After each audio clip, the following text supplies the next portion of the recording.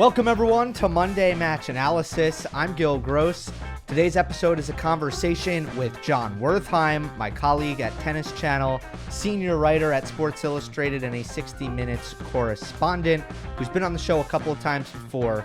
And I want to talk with Jon about a lot of off-court stuff. We've been talking about on-the-court matters for the better part of really most of the year.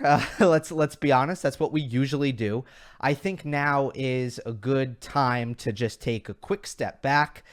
There has been news from Wimbledon being played without points, of course, being stemming from the ban on Russian and Belarusian players. I want to get into that with Jon. But the news this week, more recently, is the 30-year plan, ATP's OneVision, being put into place. This is Andrea Gaudenzi's master plan. When he was put in charge, this is what he promised to do, and this is now what he's delivering. It will begin. The process will begin phase one starting in 2023, and I really wanted to talk this through with Jon. We also get into Roland Garros stuff because he covered it for Tennis Channel for the entirety of the 2 weeks. So it's a good conversation. I think you'll enjoy it. Again, don't expect a lot of talk about forehands and backhands, but I will address what was a week that was not uneventful. It's actually the best week after a major week on the calendar is the week after Roland Garros, because there's so little time for players to prepare for Wimbledon that the fields are actually quite good. And we got to start with Tim van Rijthoven, who, as a wild card, ranked just outside the top 200, who is Dutch, plays Hertogenbosch, got a wild card as, you know, the local home country favorite, beats Matthew Ebden, who's no slouch on grass. He beats Taylor Fritz, though, and starts to get serious. He beats Hugo Gaston. Then he beats Felix Auger-Aliassime, the 2 seed in the semis, and Daniil Medvedev, the 1 seed in the final. He had never won an ATP match. He had won a Davis Cup match, which technically counts as tour level. He had never won an ATP match. Big serve, aggressive forehand, one-handed backhand. Again, not going to delve into it in too much depth, but one of the most improbable runs to a title I have ever seen. And my friends at DB4 Tennis did confirm for me it is the first time that a player ranked outside the top 200 picked up 3 top 15 wins en route to a title. It has never been done. So Tim van Rijthoven, it's going to be fascinating to see if how he follows this up, because now he goes from just outside the top 200 to just outside the top 100. His ranking is now in a position where he's going to qualify for events. It is a career-changing run for a guy who's 25 years old. In Stutgart, Matteo Berrettini comes back from injury and picks up right where he left off, wins the title there. He had a tremendous grass court season a year ago, won Queens, made the Wimbledon final. Now he's winning Stutgart right on the heels of an injury layoff. That's pretty impressive. With the way he serves, the way he hits his forehand from any contact point, able to attack. He protects his backhand using the slice. I mean, he is still the real deal on grass. His opponent in the final, Andy Murray, it's no surprise to me. Just no surprise. What Murray needed most was a mental reset. And I was saying it throughout the entirety of 2022. He just didn't seem right to me in crunch time, under pressure. I didn't think he was coming up with his best tennis when he needed it. I thought he was in his head a little bit. So, his ability to just step away from the game for a little bit and to have this training block, not only step away, but to have a training block with Ivan Lendl, who's a coach he's had so much success with, a coach who instills confidence in him. I'm not surprised that he comes back and looks the best he has all year, makes his first final since he did it in Sydney at the start of the year. It would have been his first title since Antwerp, I think 3 years ago. And the only bad news is he hurt his hip, just withdrew from Queens. That's really unfortunate. And hopefully it's just a just a tweak, because that would be a tough blow. I mean, timing wise, that's brutal. We're joined once again by Jon Wertheim, Tennis Channel, Sports Illustrated, 60 Minutes, someone whose work and career I have an incredible amount of respect for. I believe, Jon, it is your third time on Monday Match Analysis. I'm very appreciative. And, you know, the viewers might not know how important you are to the channel, because I've been doing this mailbag segment for over a year now, which has become very rewarding for me, and the viewers and listeners have liked it as well. I don't know that I ever would have started doing that had I not been such a big fan of what you do in the written form with your Sports Illustrated mailbags. Very kind of you. Good to be here. You are way ahead of where I ever was when I was your age. And no, I mean, honestly, I mean, the mailbag is, God, it's been like embarrassing. I mean, it's like almost 25 years now, but I feel like it's really from and the best part of mailbag, I'm sure you know this, you have discretion, right? So if somebody says, I hate Djokovic, why do you root for that fool? You just hit delete. I mean, it's you choose, and some of the questions are offbeat, and some of them are substantive, and some of them are questions that multiple people are asking. It's kind of a great way to, I find anyway, it's a great way, A, sort of selfishly to get a sense of what the casual fan is thinking. B, some of the questions are just kind of interesting, brain exercises or deep dives, and you have discretion. So to me, it sort of started as a lark, but I think it's actually kind of a really effective way to cover the sport. Yeah, totally agree. And tennis fans are smart, and they teach me things all the time as well. So you spent 2 weeks in Paris. I want to get to Roland Garros, but hopefully we get to that towards the end, because I want to start with a couple of issues that you would be my go-to on in terms of talking about issues in the sport that have to do with politics and governing bodies and the larger structures. Okay, so we have Wimbledon, we have the ATP OneVision Plan, and I want to start with the latter. Something I first heard about when you interviewed Andrea Gaudenzi on your podcast. Basically, a 2-phase plan that was just announced officially. It will be put into place in 2023. A couple parts to it. The schedule reform, expanded Masters 1000s, transparency in financials, and a guaranteed 50-50 revenue split for players, and a kind of vague promise that they are going to work on conflicts of interest in the sport. So I want to break this down with you, Jon, in 3 parts, starting with the fans. Should fans be happy about this news of this now 30-year directional plan that the ATP just launched? Man, can we just start by saying this is going to be the least rated podcast, and this is heavy in the weeds tennis jargon. No, they love it. Can we just do the GOAT debate and whether Serena's ever going to play again? No. So I mean, honestly, it's really important, and I think there's a lot going on here. Some of it is kind of this, the business speak that makes your eyes glaze over, or if you're a journalist, sort of makes you cynically roll your eyes. But a lot of this really goes to the heart of tennis and where's it going. And I mean, I could give you a whole monologue. There's a lot going on here. Is it good for the fans? I think it depends where you live. It depends what the nature of your fandom is. If you want to see more events with the best players, and you want maximum Tsitsipas and Francis and Felix, which is really, I mean, this is all of this is kind of, there are 2 things undergirding this. One of them is, what the hell is the sport going to do after the big 3? And the other part of this is the great irony to the ATP, which is the more they go after the majors, the more significant the majors become. How do they get their fair share out of the 4 big events, but also make it so the other 44 weeks are essential, right? I mean, the more prime, I mean, God bless the events in Hertogenbosch. We all love that story, but I mean, the prize money there is second round prize money at a major. That's not good for the ATP. So some of this is about narrowing the gap between tour events and majors.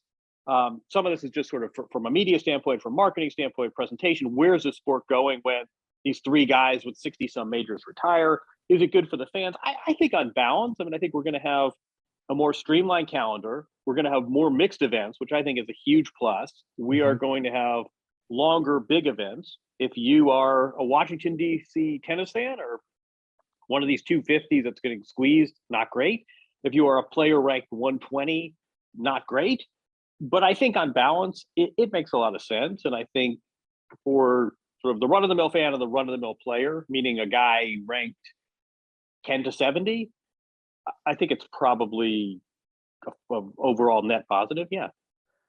Yeah, I think that's perfect. There are local communities who might lose their tournaments, which is obviously going to be a bad thing for them. But the general idea that Gaudenzi has put forth, which is we have a premium product and we should stretch it out so that it occupies more space on the calendar. I do think that makes sense. The player revenue part of this is not something I saw coming. And basically the way it was laid out to me in the materials I read was that the players are pretty much guaranteed a 50-50 split, at least for these Masters 1000s tournaments. It looked like if there's excess revenue that the tournament is making, that has to go 50-50 and that there's going to be transparency there. So my second question was going to be, should the players be happy about this? From what I'm seeing, that seemed surprisingly good. I was shocked to see that. Or am I misunderstanding exactly what happened here? I mean, there are all sorts of factors here too. There is the threat of a competing tour. It may not be LIV, it may not be the Saudi, 2030 fund, but it might be Bill Ackman and, his saddlebags. There is a threat of the PTPA, which has diminished, but 18 months ago was a thing that I know the ATP was very concerned about. A lot of this is just about the accounting. I mean, the big complaint of the players was we don't have full transparency. We're supposed to be partners here. This is an organization of tournaments and labor and management of tournaments and players, and yet we don't know what Jan Tiriak's Madrid balance sheets really look like. So if the players are happy with the level of transparency they're getting on these financials, it's a positive that this revenue split is going to swing in favor of the players. I mean, we all know about accounting tricks, and we all know, we see that this isn't unique to tennis, not unique to sports. I mean, ask people who are getting back end of a movie what happens to Top Gun's profit and how it looks a lot different than what it's reported as. But in theory, it's an acknowledgement that this is a 50-50 partnership. That it's an acknowledgement that in the past, the accounting at these 1000s events hasn't been to the player satisfaction, which I think is true and I think is relevant and important. And yeah, I mean, again, if you are picking a name at random, if you're Hugo Gaston and you'll make a main draw at these things, and if you're the number 50th ranked guy, it's a good day for you. Yeah, 50-50, if it is that, like that's the NBA split. And then you could have a conversation about why aren't the tournaments generating more with the TV stuff, and that's a whole nother story. If we, John, you and I are both UFC fans, I think the split would look more like 90-10 if there was actual transparency there, which there's not. The phase in UFC, yeah, let's be clear. Yeah. In UFC, 10% to the players, the athletes, the guys who are getting their face bashed in, 90 to management. Correct. So tennis is not. I mean, I'll believe it when I see it that we're going to have 50-50 style revenue split like the NBA does. But yes, tennis compared to other individual sports, certainly UFC is the athletes make out better. Yeah. Yeah. This conflict of interest part means absolutely nothing to me. Does it mean anything to you? I mean, I read it. It's just words. That's all. We will see. I mean, yeah, there's more to it. I mean, there are board members who represent management agencies who own tournaments, but also represent players. Imagine if you were represented as a player by a management agency that has an employee on your board advocating to reduce your salary. That is one example among many. There are a lot of conflicts. And if you just laid this out, this isn't media bitching. This isn't me and you. I mean, if you just laid this out to any corporate ethicist, they would say, what? You're trying to tell me that a board member who's voting on this issue is also, has ties to the All England? I mean, it's just, you sort of go through some of these conflicts. And I think Gaudenzi recognizes this is a great growth stunter. And I think it's going to be case by case. I mean, it's hard to get too specific without sort of naming names and relationships and webs.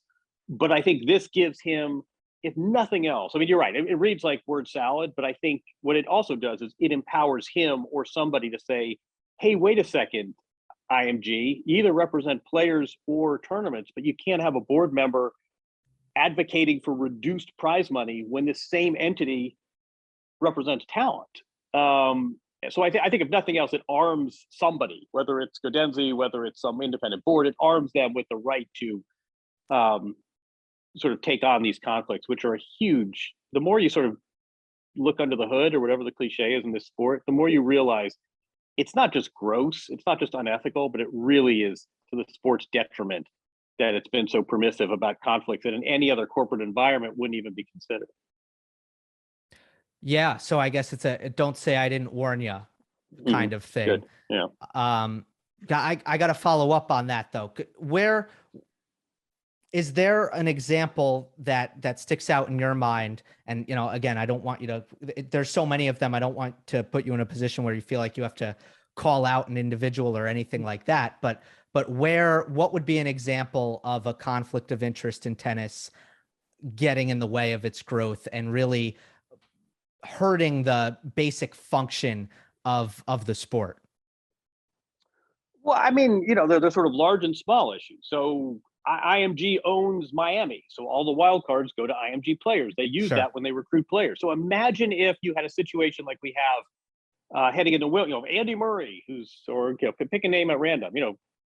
Francis gets on a hot streak, but isn't represented by IMG, and he's being denied entry into the second or third biggest U.S. tournament because he's not represented by the management company.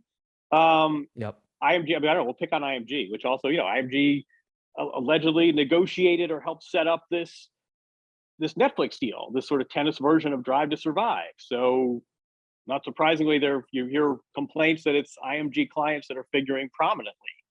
And then I think they're just sort of bigger board decisions. I mean, again, the fact that, and WTA isn't immune from this either, but that these management companies can represent players and stage tournaments and have people that are sort of advocating against the players they represent is just mind-boggling.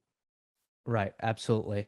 I'm wondering if they're going to be able to actually snuff these out. I'm a little bit pessimistic for some reason. I don't know why, but I hope so. That would be nice. Mm-hmm. Let's ignore phase 2, just so everybody knows who's watching. It's phase 2 of the plan is to basically take the governing bodies and bring them together and make a more cohesive governing structure. So that's way down the road. That is Gaudenzi's hope. I'll ask you real quick though, are you hopeful about phase 2? I know it's not close, but do you feel like it's something that's realistic, that it can be done? I think at some level it's going to depend on the success of phase 1. But yeah, if the WTA says, you know what, we are really well served by these events. We don't feel like second-class citizens. We don't feel like our players have to get here at 5 a.m. for the practice court. I mean, it's little things apart from revenue splits and TV windows. I mean, you can't believe how often players bitch about practice courts at these. I mean, this practice courts is a huge, when you bring it to the players, right? It's a huge impediment to joint events. I mean, it comes up again and again, which sounds silly and sort of short-sighted, but different people have different issues. I think you look at the numbers that were thrown around. We can roll our eyes and sort of argue about the morality of it all, but look at the numbers thrown around last weekend on this Live golf tour, right? I mean, look at salaries in other sports for I mean, look at the NBA median salary is going to be 8 figures next year. I think tennis is realizing, look, we're this international sport. We have these assets. Why don't we have the kind of financials that other similarly situated sports do? And I think that I like, personally, I think Gaudenzi, he's a former player, but he also sort of has this NBA sense, but he's not a robot. I mean, I think that the right set of circumstances, do I think all 7 of these tennis entities are going to come together and grow the pie for everyone, that might be optimistic. But I do think if this phase one proves successful, and if there's some demonstrable wins that you can point to, I'm sort of guardedly optimistic here. I mean, I think tennis has a number of external wake-up calls that, look, we're dropping the ball here, guys. We should be in a different place than we are. I think there are these existential threats, whether it's mobile and gaming or whether it's rival tours or whether it's, I mean, the Saudi golf tour didn't come out of nowhere. It's part of a broader spend to use soft power to transform the Saudi economy. It wouldn't be crazy if they said, you know what, let's park $1 billion in tennis. I don't know. I mean, could the ATP and the WTA withstand that? If somebody was suddenly saying, I'm going to pay you 3x what you're making at Stuttgart? So I think some of this is a vision that makes a lot of sense. And I think some of this is also these kind of existential external threats that tend to incentivize people to make good decisions. I'm glad Gaudenzi is throwing it out there and shooting for the highest goals possible, because and understanding, I guess, it's nice to see, I would say, complacency out the window when it comes to this plan. It's good to see that, I would say. Let's shift gears to Wimbledon. Is this going to be a higher rated segment, you think, the Wimbledon stuff, John? There we go. Can we talk about Roger and Serena? No, I mean, honestly, all jokes aside, I'm glad you brought that up, because sort of tennis politics, again, it's not the sexiest topic, but in a lot of ways, it's more important than whether Alcaraz is going to be a threat on grass. I mean, it's really. It's not golf, right? It's not quite the PGA's dilemma right now, but it was a big week for tennis. And, whether Iga doesn't play a warm-up is significant, but we should be talking about these structural issues. So good on you. Yes, Wimbledon will be a more highly rated, happier topic. What can we talk about? So let's talk about the points thing. The ATP has positioned this as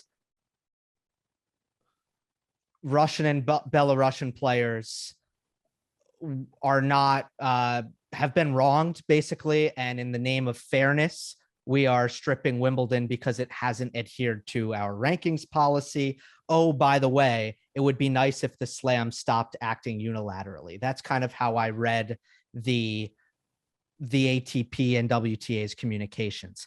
I feel like it's more of the latter. I'm curious to know how you feel about the balance of, are the tours really sticking up for Russian and Belarusian players, or is it more a reminder of, okay, you guys, the Slams, you can't walk all over us. We actually do wield some power here, and you do need to follow the rules that we've set out for our ranking system and our tournaments?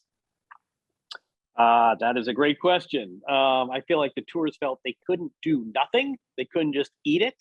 I don't feel like either tour is particularly swayed morally, right? I mean, I don't think, Russia's not a particularly sympathetic nation state these days. I mean, I don't think this is an issue that was particularly controversial.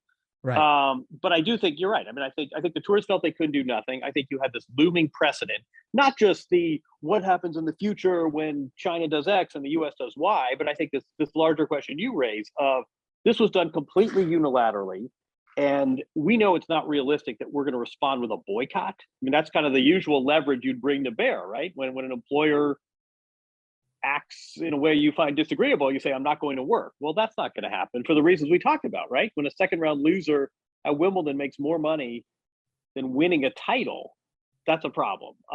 So I think some of this was a recognition that, look, these majors, we've got to keep them under control. Our players aren't going to boycott. That's not realistic, but we can't do nothing.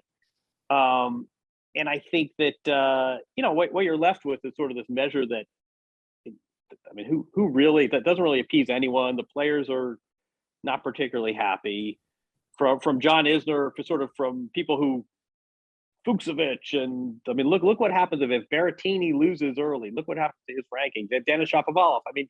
But also just I don't think anyone's particularly well served. Djokovic certainly isn't well served, but at the same time, you can't do nothing when your colleagues are being. I mean, I bristle at discriminated against, because there is, they didn't just throw a dart at a dartboard. Like, there is a Sure. proximate cause here, and it's Russia's, grotesque, hostile, whatever, unjustified, indefensible war. I feel like the tours couldn't do nothing. This was kind of a compromise. I'm not sure it makes anyone happy. My suspicion is that it's going to be a talking point, and that's the way these things always break.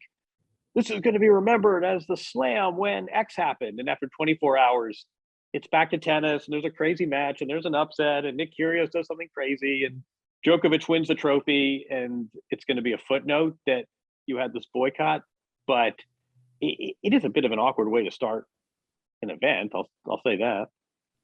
Yeah, I think it's going to be a big talking point, and I do think it'll loom as a factor, as a mental factor for the athletes, especially when it comes to like a Daniil Medvedev, who is playing grass court season right now without a Wimbledon to lead into, and that's points aside. But I guess my criticism of it is, wouldn't it have been effective to say, look, Wimbledon 2022, that doesn't count for points. We're taking that off the table. That is kind of the punishment for not including Russian and Belarusian players, which is not in accordance with our rankings policy. But we'll freeze the 2021 points so that players aren't nosediving down the rankings by no fault of their own. I feel like that would have been an easy middle ground to hit.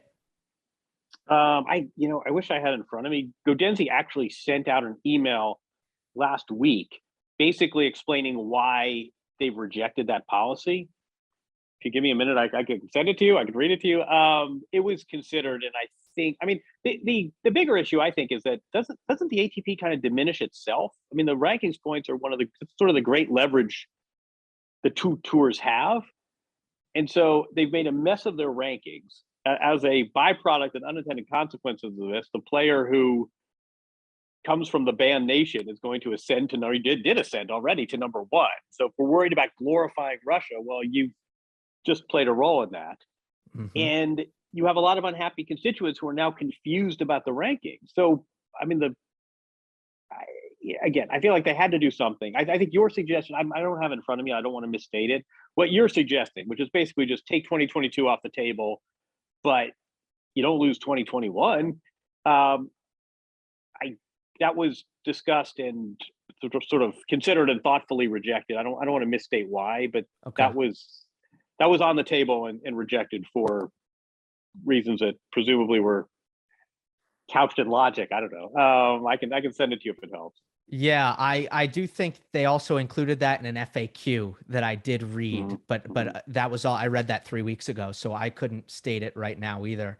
I don't think it left me 100% convinced or changing my opinion. Right. Everybody's going to play Wimbledon, right?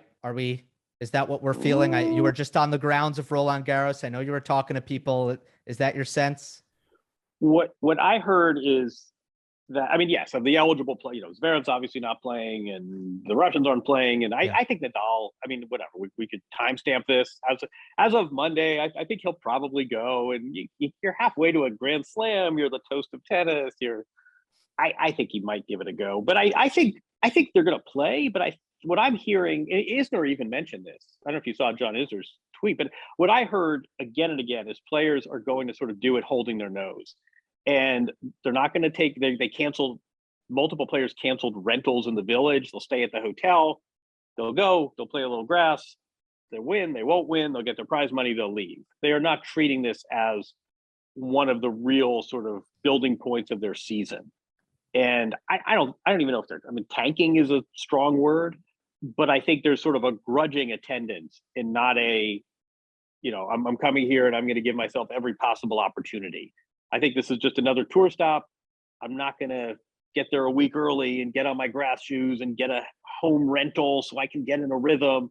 I'll show up, I'll check into the hotel, I'll bring my brackets to the court. I'll play. Maybe I'll win. Maybe I won't. If not, I'll take my check and go. And I think, that might, I think sometimes, maybe that will infect the early rounds. But again, by the time we get to the fourth round and there's tennis history on the line and Djokovic is going for 21, I don't know if people really care about that, do they? I don't think so. And unfortunately, we've had this question come up, sometimes pretty unjustifiably, but we've had it come up a bunch of times. 2020 US Open with the Djokovic default, obviously the Djokovic deportation in Australia earlier this year. There has been a lot of, and mostly it comes from the radical parts of fan bases, but there has been that at a lot of these recent slams, and yeah. All right, but lop that off. We rob. Right. I mean, and I don't have. I'm just tangent. These radical these radical fan bases that we all are somehow, we're all in various ways put into contact with. I'm really torn. I mean, on the one hand, it's sort of ruins it for everyone, and it makes social media unpleasant, and some of it's just really vile and nasty and ill-considered. On the other hand, I don't, at least people care. You don't want indifference. Yeah. You don't want apathy. If you will, but I think every time, it doesn't just go for tennis. Whenever we talk about the asterisk, unless it's something statistical, right? Unless it's, I always say, like Roger Maris got extra games to hit those home runs. I mean, that's something that's sort of mathematically relevant. Sure. But every time we talk about it's COVID or, Serena didn't play or Monica, I mean, every time in tennis that we talk about, is there going to be an asterisk when it never works? Does anyone say Naomi Osaka's 2020 US Open, it shouldn't really count because there weren't fans? Or does anyone say even Nadal's 2022 Australian Open, he won a final in 5 sets over the guy who's now number one? That's what people remember. I think it's a complete red herring. To mix metaphors, this asterisk is a red herring. And it's sort of a hot take point, but it never sticks. It never works out that way. Nobody cares that you didn't have to play a top 20 player to win the major. Nobody cares that someone got hurt and Marion Bartoli won. Like, it just, the winner is the winner. We move on. And I think it's going to be that way for this Wimbledon too. 100%. The history, macro history, it does not get as into the weeds as we all like to imagine that it does, especially when it comes to something as big as the slam race, where you have big, massive numbers flashing in everyone's face after every single slam. Let's get to RG. You spent the 2 weeks in Paris. You did a great job with Tennis Channel at the desk, interviewing players for 2 weeks. I want to start with Nadal. What we learned about his foot after he won championship point, how does that change the way you view his title run? Or if it does at all? I don't, it's really hard. And I think as sports, I mean, sort of assessing injury is always really difficult, right? I mean, it's one of the big no-nos of sport. You never doubt an athlete and never sort of speculate. And it's really hard. I think part of it is this is like a degenerative chronic condition, right? So we saw Zverev, we saw pull the ankle, we have comps. We know if somebody says tore 2 ligaments, we have a sense of what that is. Like, I have to look it up on my notes, like what the name of the syndrome is Nadal has. It's so Mueller-Weiss, I believe. Mueller-Weiss syndrome, very good. There's a YouTube video that I've been encouraging people to watch just because it actually explains what it is. It's sort of a disintegration. You don't like to hear that a guy his foot was basically numbed. I don't know if any of us really can. I mean, we all sort of wrote, we all have the transcript and we all wrote what Nadal said, and he's an honorable guy, but I don't know, like his foot was asleep. I don't know what is that? Can you run across a tennis court for multiple hours with your foot's asleep? I can't even walk right. Exactly. So I think clearly there's an issue here. Clearly he's been in pain for a long time. I mean, if people saw him in DC, let alone this year, people saw him in DC last summer, it was clear this was a deeply, deeply compromised athlete. And I think we just kind of have to take his word for it that he's managing this effectively. And sometimes miraculously, he's going to be able to play through it, and other times not. I mean, I can tell you that I went to his very first practice. And then I went to a practice before he played his first match, even on a backcourt on a Monday or whatever it was. I don't know, looked like Nadal to me. And I'm sort of thinking, this is a pointless exercise unless we are in position to feel the sensations he's feeling. I don't know, looks like Nadal, but who are we? For all I know, he's in agony and he's playing through it. And for all I know, they've numbed this thing and he's back to being 100% Nadal. I think to the naked eye, most of us couldn't really see any, visible signs, which is great. But also, this is a 36-year-old man who doesn't need anyone's approval. Like, he's not concocting stories. It would not be in his nature. It would not be sort of something you'd expect from someone that clearly there's something here. And he sort of said, look, I'll talk about it after the tournament. And so we were all waiting. The unfortunate thing is he had this amazing tournament. He wins the 14th time, 22 majors, and the whole press conference turns into like Grey's Anatomy.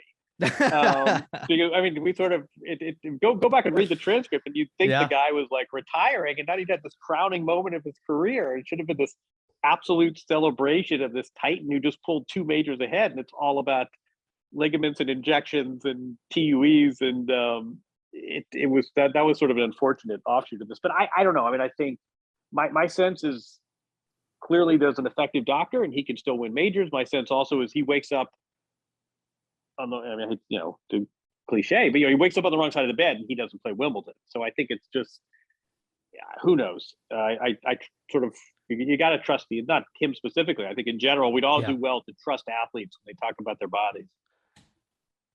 Couldn't agree more. I think it goes along with the lore of Nadal just figuring out ways and never giving up, because I do think it's accurate to say with some of the issues he's had over his career. I mean, it's hard to step away when you're still winning every time you're on the court. But some probably would have hung up the racket by now with all of the issues that he's gone through. But he's still chugging along and hoping that this latest foot thing works out. I agree. Today, if we're time stamping it, Monday, June 13th, I do believe he's going to play Wimbledon. Iga, first of all, impressions from watching courtside, from interviewing her a number of times, and we have a new dominant number 1 on the WTA tour. I think that much is very, very clear. I'm also curious to know what you feel the effects of that are on women's tennis. Oh man, I mean, the mystery to me is why she doesn't punch through more. She is like unplayably good right now. I mean, just there were, where there's stretches she had to work her way through. She lost a set. There were a couple of patchy patches, as one would expect when you have to win 14 sets over 2 weeks. But she came in as a player to beat, and she lived up to it. And there were times, including the final, where she was just, playing in a different, just a different plane. I mean, it was just a different level of tennis. And she's, for lack of a better word, she's awesome.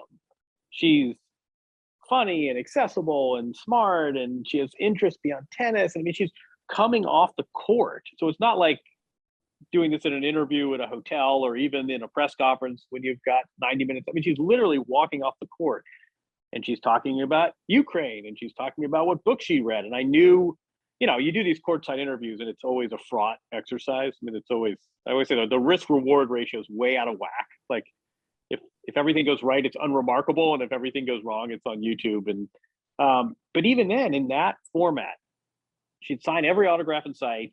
She'd sign the camera, usually with something witty. She'd have a smile on her face, and then she would go and have these monologues about the Three Musketeers, or what she likes about Paris, or why she feels she needs to support Ukraine. I can't. I mean, to me, Coco's great. She's great. I think for something's going to click, and people are going to realize this is a absolutely charismatic, dynamic star who happens to be winning every set of tennis she practically plays. It's a lot of pressure to come to a tournament, and the talk is like you versus the field, and then you back it up. Crazy. I thought she was great, and I thought I can't quite nail it. I mean, you can say whatever. She's not from a major tennis nation, whatever it is. I mean, you can sort of come up with your own. But I think she's terrific, and I think people are in for a real treat. If this is the future of women's tennis, like, we're going to be okay here. Same for Coco. I think she probably wins Wimbledon, right? I mean, she's not so recharged. She won't play any events. She's a junior champion. Her game, I think, works awfully well on clay, but I can't really come up with too many reasons why it wouldn't work just as well on grass. And if this is the future of women's tennis, we're going to be okay here. Yeah.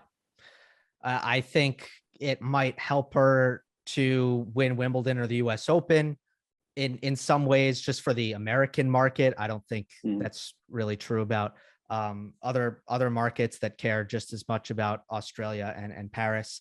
I also think that, there hasn't been a lot of time for her. She's only really been dominating. She had the major in 2020, but then her rise to number one, it's only 3-4 months old. So I think that's the optimistic view of Swiatek's stardom, is that it might take just a little bit more time. Obviously you could say, well, it didn't take a long time for someone like Raducanu to have mainstream explosive popularity. Right. So that's the balance. Here's the kicker. Okay. You interviewed multiple players every single day. Players, especially when they get right off the court, is genuinely an immense challenge to get them out of their sports cliches. I want to ask you, did anybody say anything that shocked you? Putting you on the spot. Shocked me. I would say shocked. I think, what about I tell you, some of these. So the question becomes sort of, you want the should we talk about the dark arts of these courtside interviews? Yes. No, I mean, so I do a 60 minutes interview, right? And you go in, it's not live. You've got questions and questions. You've had weeks of preparation. The subject knows they're sitting down with you. I mean, there's a real, it's, sort of both are interviews, but these are completely opposite ends of the plane, right? So player walks off the court. The first question invariably has to, you can't start out with like, tell me about your relationship with your mother, right? You have to, great match out there, Gill. What went where you sort of start with something, summarize the action. What were you most proud of? You try not to have the biggest cliche, which you're always told not to say, is how does it feel? But essentially it's how does it feel? You just get them going. And then you sort of, based on any of a number of things, right? The tenor of the match. If it's 7-6 in the fifth set, you don't want to sit there but a quick and easy routine match, you might free it up. If you have a relationship with the player, I try to think, like, I'm pretty tight with Sloane Stephens. So I knew that she's not going to say what, like, I knew she'd play ball to some extent. Mm-hmm. Sometimes you think you have a really good question and the players don't get it. Sometimes Roger's great at this. I mean, Roger will take the worst question. You could literally, how many continents are there? And Roger will turn it into an eloquent answer about, playing through pressure. Some players will bail you out. I had a question to Medvedev about whether he's a poker player, because he always says, "Oh, I suck on clay, and whatever my seeding is, it should be lower, and I can't wait to get off of clay." And then for the first 3 matches, he was like, didn't drop sets. I mean, he beat Kecmanovic, I think it was a junior. I mean, just two different players. So I asked him if he played poker, and he had this long rant about his poker skills. He's trying to get into it, and then we went from there to like pickle juice. I did not expect to be. He said if you drink pickle juice and you're not doing it to rehydrate, you're a weirdo. I did not expect to be having that conversation, but I don't. I mean, my experience is these players are overall they're really quite good, and I don't know, Kasatkina. I mean, they're all these. I mean, it's part of like going back to what we were talking about with the Gaudenzi's strategic plan. Mm-hmm. You have this global base of players. Coco's great, 18 years old, and Rafa's great, twice her age, 36. And they're accessible, and they're not robots, and they're not jerks, and they represent different values. I mean, to me, if one thing happened with these courtside interviews, it really sort of reinforced tennis as athletes. These are charismatic, marketable, global stars. They're all very different. They're men and women. They're teenagers, and they're guys in their late 30s. It's international. Some people are somber, some are humorous. Ego wants to talk about books. Sloane Steven wants to talk about shopping for toothpaste. I mean, there's a lot to work with here. And overall, yeah, there's some jerks. And yeah, some players we all like more than others. But overall, from Djokovic and Nadal, from the stars to the people who are just happy to be in the second week, it's a really likable group of people overall. And it's just a pity that all the bullshit and the politics and the conflicts of interest is like sand in the gears. Because I guess it's a long answer to a short and good question by you, but I wasn't shocked by any singular responses, but what I was sort of really struck by was just overall good people and diverse people.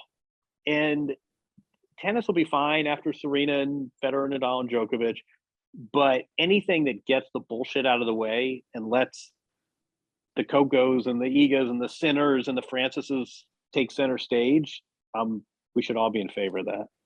May Netflix shed light on all the great personalities in the sport among other entities. Jon, this was great. Enjoyed it so much as always. Appreciate you coming on. You got it. Anytime. Thanks, Gil.